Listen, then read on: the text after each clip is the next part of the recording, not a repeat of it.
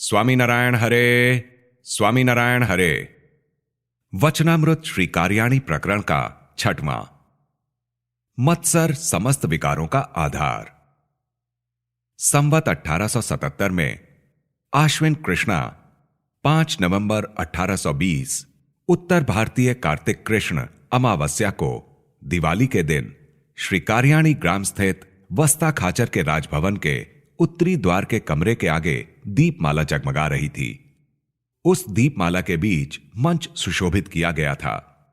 उस मंच पर छप्पर पलंग बिछा हुआ था, जिस पर स्वामी श्री सहजानंद जी महाराज विराजमान थे।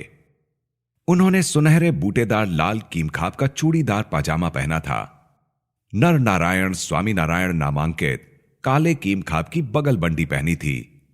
सिर पर सुनहरे तार से गुथे चारों पल्लों वाली कुसुम्बी पाग बांधी थी और आसमानी रंग का फेटा कमर में कसकर बांधा था तथा कंठ में पीले पुष्पों के हार धारण किए थे। उनके समक्ष सभा में मुनिगण तथा स्थान स्थान के हरिभक्त बैठे थे। इस अवसर पर दीव बंदरगाह के हरिभक्त आए थे। उन्होंने श्रीजी महाराज की पूजा करने के लिए प्रार्थना की।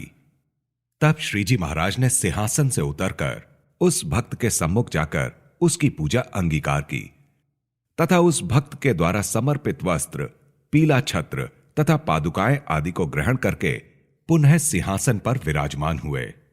फिर श्रीजी महाराज बोले, कितने ही वर्ष बीत गए, अनेक हरिभक्त हमारे लिए वस्त्र तथा हजारों रुपयों के अलंकार लाते हैं, परंतु हम इस प्रकार किसी के भी सामने जाकर ऐसी वस्तुओं को स्वीकार नहीं करते। इस प्रकार किसी के दिए गए मूल्यवान वस्त्र और आभूषण पहनकर भी इतने प्रसन्न नहीं हुए। आज तो हमें इस हरिभक्त पर अत्यंत प्रसन्नता हुई। तब मुनियों ने कहा, ऐसा ही यह प्रेमी हरिभक्त है। इसी समय दीनानाथ भट्ट सभा में आकर श्रीजी महाराज के चरणों में प्रणाम करके बैठे। तभी श्रीजी महाराज ने वे सभी बहुमूल्य वस्त्र दीनानाथ भट्ट को दे दिए। तब मुक्तानंद स्वामी ने पूछा कि हे महाराज, भगवान अपने भक्तों पर कौन से गुणों से प्रसन्न होते होंगे?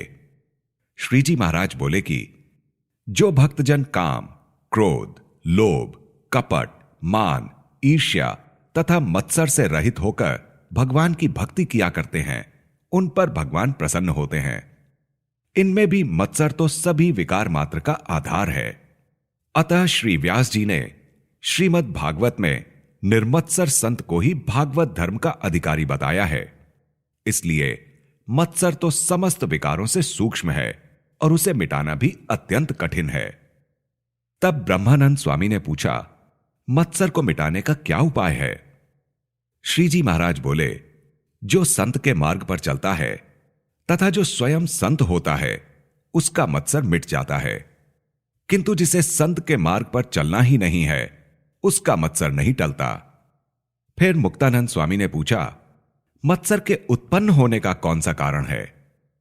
तब श्रीजी महाराज बोले, स्त्री, धन और स्वादिष्ट भोजन, ये तीन मत्सर के हेतु बन जाते हैं। इन तीनों के उपरांत मान अर्थात अहंकार भी मत्सर की उत्पत्ति का कारण बन जाता है।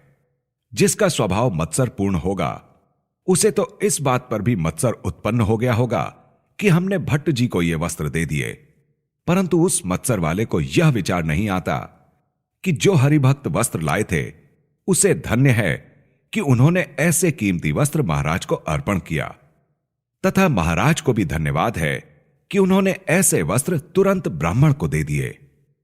मत्सर वाले के हृदय में ऐसा विचार नहीं आता, लेकिन कोई लेता है और कोई देता है, फिर भी मत्सर वाला पुरुष व्यर्थ ही बीच में जलकर खाक होता रहता है। और हमें तो हृदय में लेश मात्र भी काम, क्रोध, लोभ, मान, मत्सर, ईर्ष्या आदि विकार उत्पन्न नहीं होते, तथा शब्द, स्पर्श, रूप, रस एवं गंध, इन पंच विषयों का हृदय से अत्यंत अभाव रहता है। परंतु इन पंच विषयों में से हमें एक भी विषय में लेश मात्र भी भाव नहीं होता है। हम जो कुछ भी अन्न वस्त्रादि ग्रहण करते हैं, उन्हें भक्त की भक्ति देखकर ही स्वीकार करते हैं, परंतु अपने दैहिक सुख के लिए इन वस्तुओं को ग्रहण नहीं करते। और हम जो कुछ भी खाते पीते, ओढ़ते और पहनते हैं, वह संत तथा सत्संगी जनों का मन रखने के लिए ही करते हैं। यदि ये पदार्थ भक्तों के लिए नहीं बल्कि अपने लिए ज्ञात हों, तब हम उन पदार्थों का तत्काल त्याग कर देते हैं तथा हम तो यह देह भी सत्संगियों के लिए ही रखते हैं, किंतु इसका दूसरा कोई प्रयोजन नहीं है। सो हमारे इस स्वभाव को मूलजी ब्रह्मचारी तथा सोमला खाचर आदि हरिभक्त जो कितने ही वर्षों से हमारे पास रहते हैं, वे अच्छी तरह जानते हैं कि महाराज को प्रभु के भक्तों के सिवा अन्य किसी भी व्यक्ति के साथ स्नेह संबंध नहीं है तथा महाराज तो आकाश के सदृश निर्लेप हैं।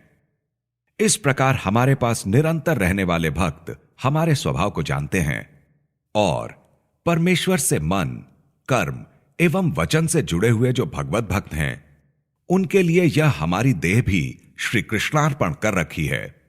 इसलिए समस्त प्रकार से हमारा संबंध केवल भगवान के भक्तों के साथ ही रहता है और भगवान के भक्तों के बिना तो हमारे मन में 14 लोकों की संपत्ति भी तृणवत प्रतीत होती है तथा जो भगवान के भक्त होंगे और जिन्हें केवल भगवान के साथ ही दृढ़ प्रीति होगी, उन्हें भी रमणीय पंच विषयों में आनंद होता ही नहीं है और वे देह को टिकाए रखने के लिए तो जैसे तैसे साधारण शब्दादि विषयों के द्वारा गुजारा किया करें, परंतु रमणीय विषयों से तो वे तत्काल उदासीन हो जाएं और ऐसे हों, उन्हें ही भगवान का परिपूर्ण भक्त कहा जाता है। इति वचनामृतम। इस प्रकार से श्री कार्याणी प्रकरण का 6वां वचनामृत पूर्ण हुआ।